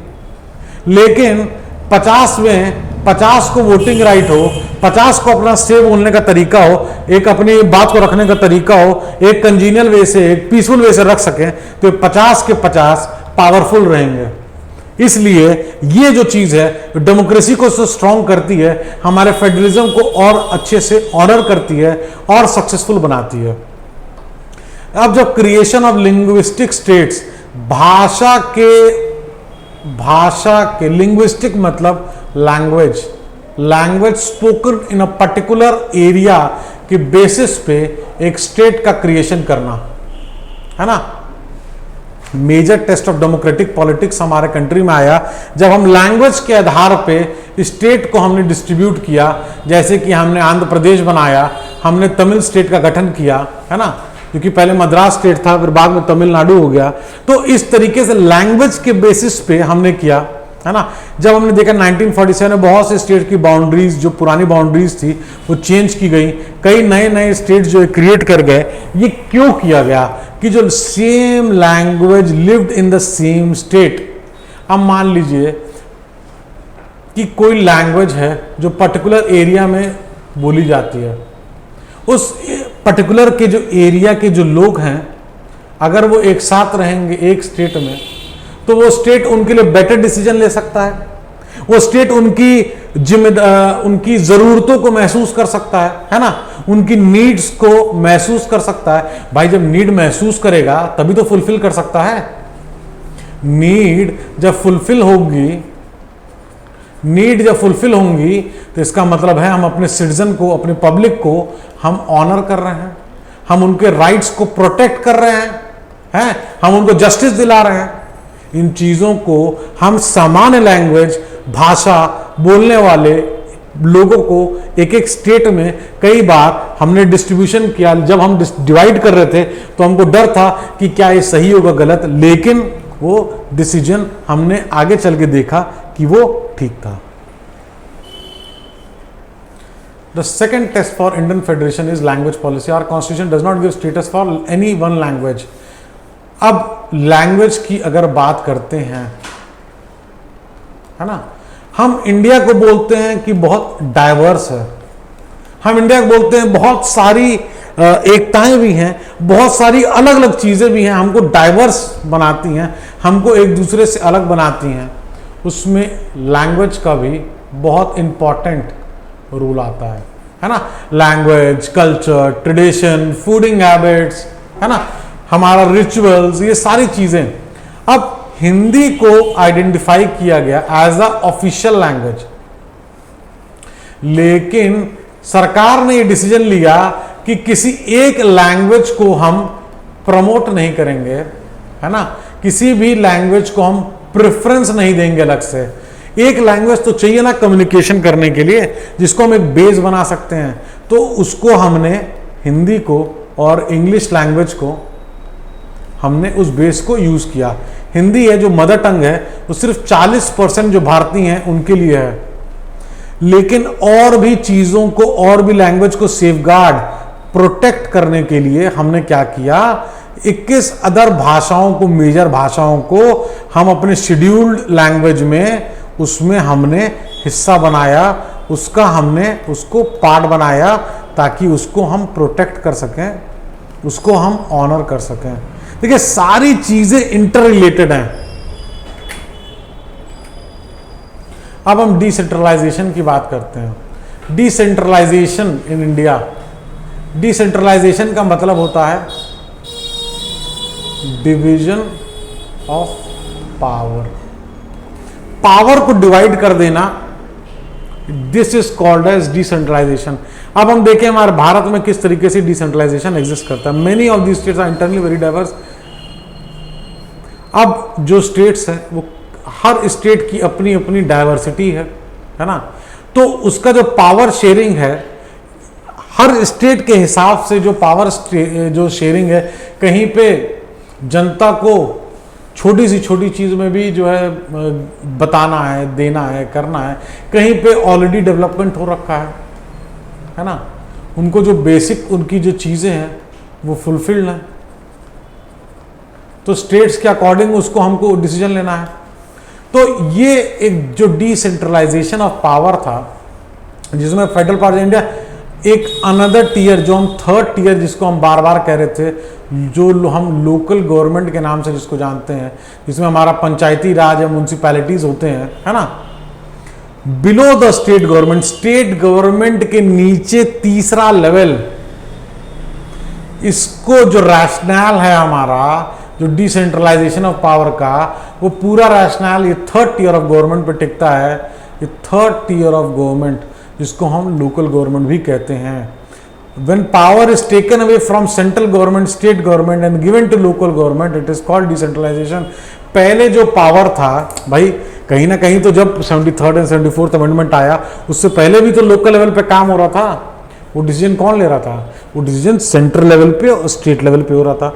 अब वो जो पावर है वो लोकल लेवल पे ट्रांसफर कर रहे हैं, पावर को डिवाइड कर रहे हैं।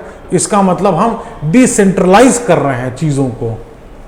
तो डिसेंट्रलाइज जो हुआ हमारा, अब कैसे कह सकते हैं कि इंडिया में we have got a decentralise level of power system? उसमें आप इसी को समझाएंगे कि पहले सेंट्रल और स्टेट हुआ करता था, फिर एक थर्ड टीयर क्रिएट हुआ 73rd एंड 74th अमेंडमेंट के द्वारा, जिसको हम लोकल लेवल पे कहते हैं। और ये लेवल हमारे decentralisation of power in India का एक सबसे सटीक एग्जाम्पल है। बेसिक आइडिया जो था हमारा, है ना, जो लार्ज नंबर ऑफ प्रॉब्लम और इश्यूज है जो लोकल लेवल पे, जैसा हम पहले भी बात कर रहे थे, जो लोकल लेवल के जो इश्यूज हैं, है ना, जो एरिया सेंट्रिक प्रॉब्लम है, एरिया सेंट्रिक प्रॉब्लम है ना, उस प्रॉब्लम पे डिसीजन लेने का उस एरिया को ही पावर दिया जाए और मजा आ जाएगा। वो पावर अगर स्टेट को देंगे, स्टेट की बहुत जिम्मेदारी हो सकता है डिले कर दे पावर में, डिसीजन लेने में। वही एरिया में है, अपने आपस में बैठे डिस्कस किए, भैया बताओ पंच साहब ने, सरपंच साहब ने क्या करना है क्या नहीं करना, म्युनिसिपल कमिश्नर से बात करे, वार्ड मेंबर, वार्ड काउंसिलर से बात करे, डिसीजन लिए, आगे बढ़ गए। तो इस तरीके से जो चीजें हैं, जो डिले इन डिसीजन, इसको कहीं ना कहीं हम ओवरकम कर पाते हैं, है ना। कहीं ना कहीं जो हमारा एग्जीक्यूशन है वो और प्रॉपर हो पाता है ना। आप खुद ही सोचिए कि जो अब स्टेट गवर्नमेंट वाले रोड बनानी है गली की, अब लोकल में पावर ही नहीं है, अब प्रस्ताव जाएगा स्टेट के पास, अब यह मुख्यमंत्री बताएंगे कि भैया कब जो है वो बनेगा, गली का रोड बनाना है, मुख्यमंत्री डिसाइड करेंगे, कैसे होगा? कितनी गलियां हैं हिंदुस्तान में, एक एक शहरों में कई कितनी गलियां हैं, रोड्स हैं। तो अब आप खुद इमेजिन करिए, नहीं हो सकता है ना, बहुत दिक्कत की बात है। तो वो उस चीज को डेलीगेट किया गया थर्ड टियर को, उनको पावर दी गई, और जो पावर दी गई उसमें उनको रिस्पॉन्सिबिलिटी के साथ उनको आगे बढ़ाया गया। जो पीपल है, वहाँ के जो लोग हैं, बेटर नॉलेज है उनको वहाँ की प्रॉब्लम के बारे में, जो हमने एग्जाम्पल दिया area centric, better knowledge of problem in their localities in their area is area centric problem. अब they also have a better idea of where to spend the, how to manage things in more efficiently. अब भैया मान लीजिए इनको, अगर मान लीजिए चार दोस्त हैं, है ना, ए बी सी डी। अब ये चार दोस्त हैं, एक कहे भैया मूवी जाना है, एक कहे कि भैया हमको पॉपकॉर्न खाना है, एक कहे कि नहीं भैया हमको जो पढ़ाई करनी है। सबकी अपनी अपनी राय है। इसमें क्या होगा, वोटिंग हो जाएगी, डिसीजन ले लेंगे, जो सबसे सही होगा सोसाइटी के हिसाब से, यहाँ दोस्तों के हिसाब से था, यहाँ सोसाइटी के हिसाब से जो डिसीजन सबसे एप्ट होगा, सही होगा, उस डिसीजन को, जो मनी है, क्योंकि वो लिमिटेड होता है, तो लिमिटेड मनी को जहाँ इंपॉर्टेंट होता है वहाँ एलोकेट किया जाता है ना। At local it possible for the people to directly participate in the decision making. जब हमने देखा है कि ग्राम लेवल पे, ब्लॉक लेवल पे, है ना, जिला लेवल पे, किस तरीके से जो हमारा लोकल लेवल गवर्नमेंट है, लोकल लेवल जो गवर्नमेंट है वो वर्क करता है, वो एलोकेट करता है चीज़ों को, वो इस चीज़ में हेल्प करता है। जो हमारी डेमोक्रेटिक पार्टिसिपेशन है वो और एनहांस हो जाती है इन चीज़ों से। We can increase the participation of कैसे एनहांस होती है, जब लोगों के पास अपने पास पावर बढ़ेगी, जनता के पास पावर बढ़ेगी, गवर्नमेंट में बोलने का, काम कराने का से बढ़ेगा, तो हम कहेंगे डेमोक्रेटिक पार्टिसिपेशन बढ़ रहा है। Local government the best way to realise one important of the principle of democracy, namely local self government, है ना। अब अगर हम बात करें डाइवर्सिटी की, तो कुछ हम एग्जाम्पल लेते हैं जो डेवलप्ड कंट्री हैं, उसमें भी किस तरीके से डिस्क्रिमिनेशन एग्जिस्ट किया, और आज भी सम लेवल पे करता है बहुत सी जगह। उसको किस तरीके से मूवमेंट्स, जो मूवमेंट का एग्जाम्पल ले रहे थे, अब हम देखते हैं।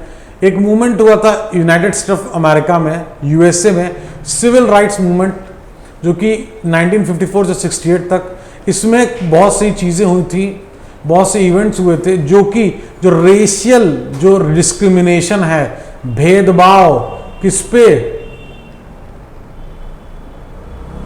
स्किन कलर,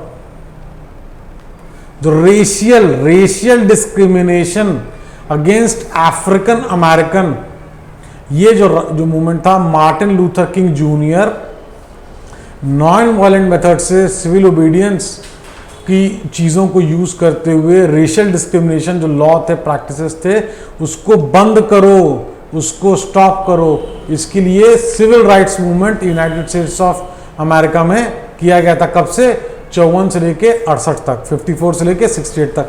इसमें जो African American, Afro American, black American या ब्लैक्स थे, इनको रेफर करने, जो ये कौन थे, ये लोग जो थे वो मेनली अफ्रीका से आए हुए थे as a slave between 17 to 19 century.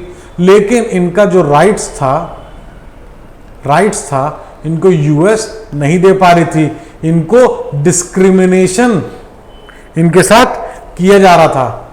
ये भेदभाव को बंद किया जाए, इसीलिए सिविल राइट मूवमेंट्स किए गए थे। फिर इसके बाद जो द ब्लैक पावर मूवमेंट, ये क्या मूवमेंट था? ये 66 से 75 तक हुआ। ये थोड़ा सा एग्रेसिव था, एग्रेसिव इन नेचर। इनको लग रहा था कि अगर हम रेसिज्म, भेदभाव को, डिस्क्रिमिनेशन को एंड करना है, तो अगर हम वॉयलेंस भी अगर करें, प्रैक्टिस करें, तो ठीक है। किसी भी तरीके से कुछ भी करो, प्रेशर माउंट करो सरकार पे और भेदभाव को खत्म करो, इनका ऐसा मानना था। और जो देखिए, जो डिफरेंसेस होता है हमारा, वो डिफरेंसेस क्यों होता है? बर्थ पे ही तो होता है। अब वो तो किसी कंट्रोल में नहीं है भाई, कौन बच्चा कहाँ बर्थ होगा, जहाँ जिसका बर्थ हुआ भाई हमारे ऊपर तो है नहीं कि हम कोई कम्युनिटी चूज करें। हम इस कम्युनिटी, इस रिलीजन के क्यों बिलोंग करते हैं, क्यों, क्योंकि हम वहाँ पैदा हुए रहते हैं। लेकिन जो सोशल डिफरेंसेस हैं वो सिर्फ बर्थ तक जो हमारे उस पर ही निर्भर नहीं करते हैं, कुछ डिफरेंसेस हमारे चॉइसेस पे भी होते हैं। जैसे बहुत से लोग हैं जो कि गॉड को मानते हैं, बहुत से लोग एथिस्ट होते हैं जो कि they don't believe in God, they don't believe in God, किसी भी प्रकार के भगवान या किसी भी रूप में ये बिलीव नहीं करते। Don't believe in God any religion, किसी भी रिलीजन को बिलीव नहीं करते। ये choose to follow a religion other than the one in which they are born. कुछ ऐसे भी लोग होते हैं जो कि पता चला किसी भी रिलीजन में उनका जन्म हुआ लेकिन उस रिलीजन को नहीं, वो अपना धर्म जो है दूसरे धर्म को प्रैक्टिस करते हैं। एक homogeneous society similar kind of people, specially no, इसमें कोई भी एथनिक डिस्क्रिमिनेशन नहीं होता है, एथनिक डिफरेंसेस नहीं होते हैं। ऐसी सोसाइटी को होमोजीनियस, सब कोई एक समान है, एक ही रिलीजन, एक ही कास्ट, एक ही तरीके की सोसाइटी, एक ही तरीके के बिलीफ सिस्टम से जो है वो रहते हैं। अब माइग्रेंट्स की बात करें, ऐसे लोग जो कि शिफ्ट करते हैं एक रीजन से दूसरे रीजन, एक कंट्री में या दूसरे कंट्री में वर्क के लिए, काम के लिए या अदर इकोनॉमिक अपॉर्चुनिटी के लिए, जिससे वो मनी, ब्रेड अपनी फैमिली के लिए अर्न कर सकें। डेमोक्रेसी जो है, पॉलिटिकल पार्टीज में कंपटीशन, अच्छा ये कंपटीशन कभी कभी क्या होता है, ये लोग पॉलिटिक्स के उससे जो है सोसाइटी को भी डिवाइड करना चाहते हैं, है ना। कभी कभी कोई कास्ट के बेसिस पे भी सोसाइटी को डिवाइड करना चाहता है कुछ पॉलिटिकल पार्टीज, है ना। तो अब क्या करते हैं, ये अपने आप compete करते हैं existing social division, it can make social division into political division. अब कोई सोशल डिवीजन और पॉलिटिकल डिवीजन बना दिए, क्या भैया ये कास्ट है, ये कास्ट की ये पार्टी, ये कास्ट की, तो उसमें क्या होता है कभी कभी कि कॉन्फ्लिक्ट, वायलेंस और डिसइंटीग्रेशन होता है कंट्री का, है ना। कई बार ऐसा हो चुका है। हर कंट्री में जो सोशल डिवीजन है वो कहीं ना कहीं जो है वो एग्जिस्ट करता है। सोशल डिवीजन कुछ हद तक तब भी ठीक मान सकते हैं, डिस्क्रिमिनेशन कभी भी अच्छा नहीं होता, है ना। डिस्क्रिमिनेशन हम बोलें, मार्जिनलाइजेशन हम बोलें, है ना, हम कोई रेशियल डिस्क्रिमिनेशन बोलें, ये सारी चीज़ें गलत हैं, नहीं होनी चाहिए सोसाइटी में। और अगर ये होती है तो पॉलिटिक्स में भी कहीं ना कहीं रिफ्लेक्ट होती है। क्यों, जैसे मान लीजिए कोई पार्टी है, कोई नेता है, तो वो सोशल डिवीजन के आधार पर लोगों को अपनी तरफ अट्रैक्ट करना चाहते हैं कि भैया हम तुम्हारे जात के नेता हैं, तुम्हारे एरिया के नेता हैं, हम इस बिलीफ पे जो है काम करते हैं, इस भगवान की हम भी पूजा करते हैं, तुम हमको वोट दो। इस तरीके से भी होता हुआ है कुछ कंट्रीज में। और जो लोग हैं वो एक कम्युनिटी के लोग को प्रेफर करते हैं more than others. In many countries there are parties, कुछ कंट्रीज हैं जिनमें पार्टी हैं जो एक ही कम्युनिटी के लिए बात करते हैं, है ना, लेकिन वो डिसइंटीग्रेशन नहीं करते हैं क्योंकि सबके हिसाब से भी वो काम करते हैं जो डिसीजंस होते हैं। लेकिन जो प्रेफरेंस होती हैं ऐसी पार्टीज की, जो प्रेफरेंस होती हैं वो टुवर्ड्स वन कम्युनिटी हो जाती हैं। इसमें people who feel marginalised, deprived, discriminated have to fight against the injustice. अब ऑब्वियसली अगर एक कम्युनिटी की बात करें, एक कम्युनिटी की सरकार पावर में है तो बहुत से लोग होंगे जिसको कहीं ना कहीं हम डिस्क्रिमिनेट कर देंगे, है ना।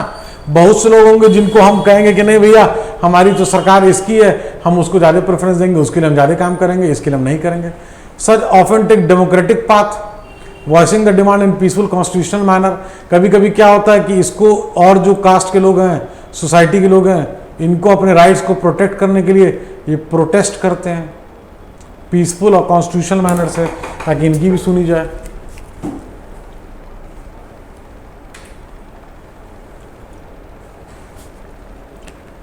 अब जो जेंडर की हम बात करते हैं, जेंडर डिवीजन, है ना।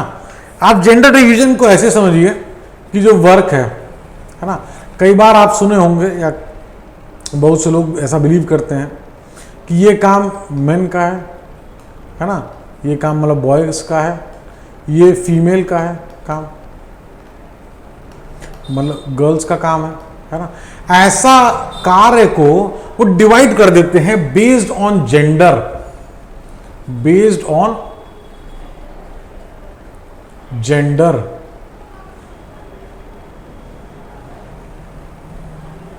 Work is divided. ये जो डिवीजन ऑफ वर्क है, ये जेंडर डिवीजन कहीं ना कहीं एक जेंडर डिस्क्रिमिनेशन अगर हम कहें बेसिकली, ये कहीं ना कहीं जो है सोसाइटी के लिए अच्छा नहीं होता है।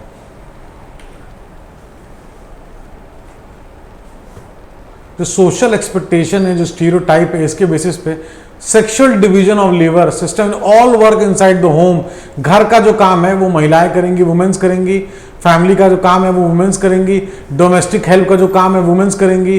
जो बॉयज है, गर्ल्स है, वो इसी में बिलीव करते हैं कि जो रिस्पॉन्सिबिलिटी है महिलाओं की वो घर के तरफ ज़्यादा है ना। सेक्सुअल डिवीजन ऑफ लेबर करेंगे, जैसे जो कुकिंग करना है, सफाई करनी है, कपड़े धोने हैं और लुकिंग, बच्चों की देखभाल करना है, ये सारा काम किसका है? गर्ल्स का है। जो जेंडर डिवीजन करते हैं, जेंडर डिस्क्रिमिनेशन करते हैं, उन लोग का ऐसा बिलीव होता है। और जो आदमी होते हैं, जो घर के बाहर के काम होते हैं, जो मेन वर्क होते हैं, वो आदमी करते हैं, है ना। It's not that man can not do house work, but ऐसा बिलीव है कि भैया औरतों को ये काम होता है, औरतें शूट करती हैं, औरतें इसी काम के लिए बनी रहती हैं। ऐसा लोग, जो लोग बिलीव करते हैं वो गलत बिलीव करते हैं, लेकिन ऐसा एग्जिस्ट करता है लोगों के दिमाग में। और जब इन्हीं जॉब्स को, जैसे हम बात करते हैं टेलर की, हम बात करते हैं कुकिंग की, आप देख लीजिए किसी भी अच्छे होटल में जो कुक होगा वो मेनली मेन होगा।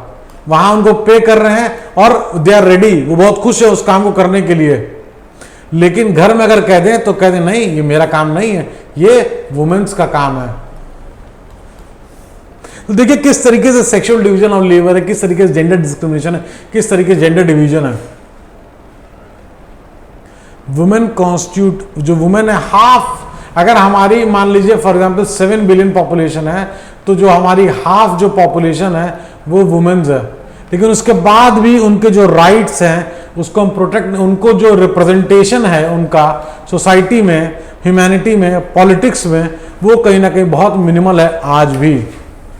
अगर हम स्कैंडिनेवियन कंट्री की बात करें, जैसे स्वीडन, नॉर्वे, फिनलैंड, इनके वुमेन्स का जो पार्टिसिपेशन है पब्लिक लाइफ में वो बहुत हाई है ना। हमारे कंट्री में जो वुमेन्स हैं आज भी लैग करती हैं। बहुत इंप्रूवमेंट हुआ इंडिपेंडेंस के बाद भी, लेकिन आज भी जो हमारी society male dominated patriarchal society. What is patriarchal society?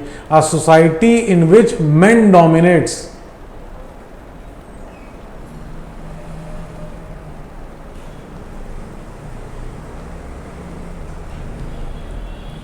Main dominated जो सोसाइटी है, it is known as patriarchal society, जिसमें आदमी का एक भेदभाव के चलते जो आदमी का जो है सोसाइटी में वो डोमिनेशन होता है, उसको बड़ा माना जाता है, उसको प्रेफरेंसेस दिए जाते हैं, वो सोसाइटी को पैट्रियार्कल सोसाइटी बोला जाता है।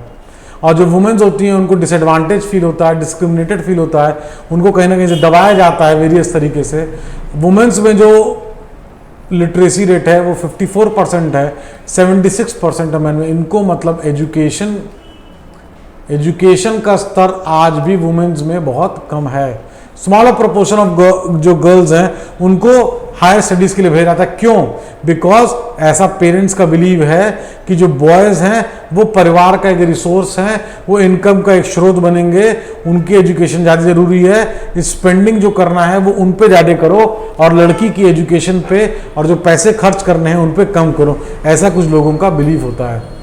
जो इक्वल रेम्युनरेशन एक्ट की बात करें 1976 से, ये क्या कहता है एक्ट? ये एक्ट कहता है कि जो वेज है, जो इक्वल वर्क के लिए इक्वल लोगों को,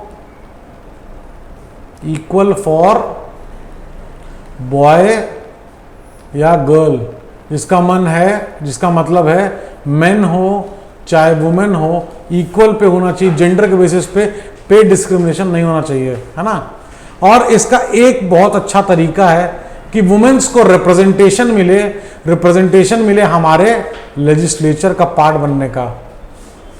जब वुमेन लेजिस्लेचर में वुमेन जो पार्ट होंगी, जो कि बहुत लो है, आज भी हमारे लोकसभा में 14.36% है 2019 में।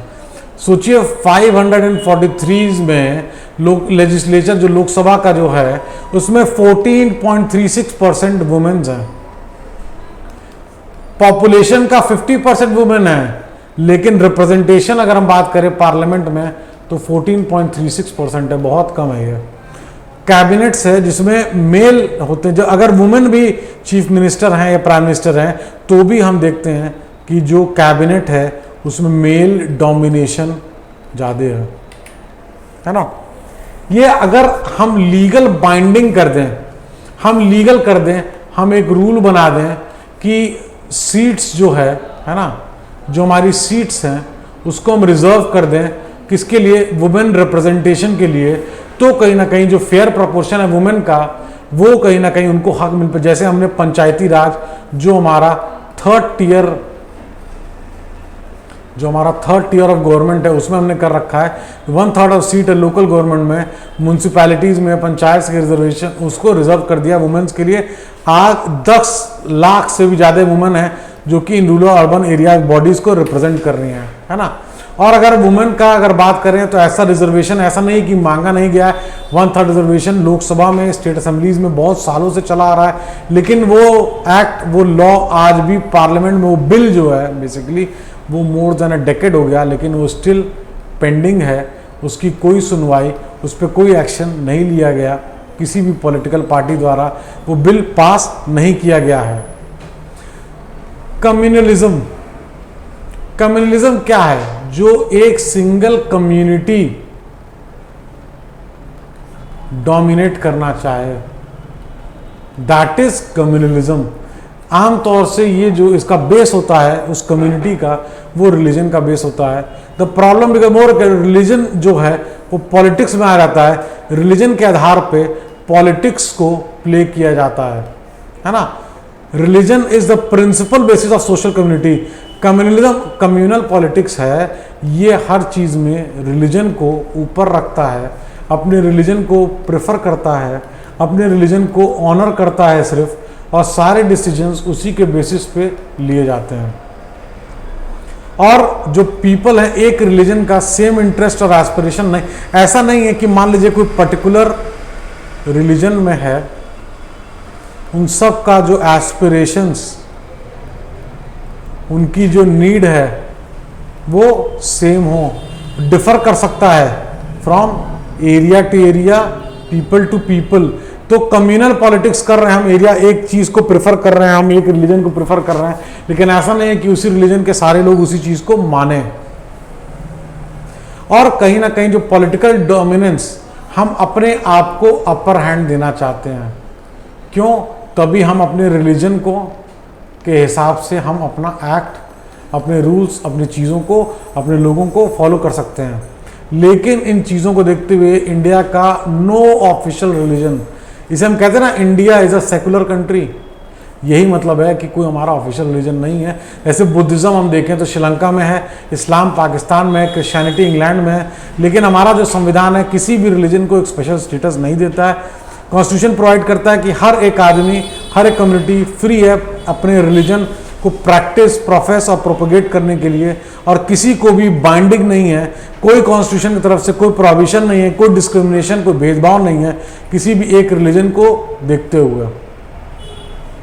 और रिलीजन, लेकिन एक चीज़ और है, कॉन्स्टिट्यूशन ने फ्री किया है अपने रिलीजन को प्रैक्टिस, प्रोपोगेट और प्रोफेस करने के लिए, लेकिन एक टाइम ज़रूरत पड़ने पे वो इंटरवीन भी करता है। जैसे कि अनटचेबिलिटी जो होती थी, सोसाइटी में एग्जिस्ट करती थी, उसको लॉ के आधार पे अबॉलिश कर दिया गया, हटा दिया गया सोसाइटी से, है ना। अब अगर सेंसस ऑफ इंडिया की बात करें, रिकॉर्ड करता है रिलीजन कर, एक एक आदमी का रिलीजन हर 10 साल में रिकॉर्ड होता है कि घर घर जाके पर्सन वो फॉर्म फिल करता है और घर घर जाके पूछता है कि किस रिलीजन को किस हाउस होल्ड में किस तरीके से प्रैक्टिस करते हैं। और कुछ लोग ऐसे होते हैं जो कि नो रिलीजन अगर बोलेंगे तो फॉर्म में उनको एथिस्ट बोला जाएगा, और हर एक आदमी का रिलीजन रिकॉर्ड होता है। उससे हम जो सेंसस ऑफ इंडिया है, social and religious diversity of India है, इसको हम स्टडी कर सकते हैं।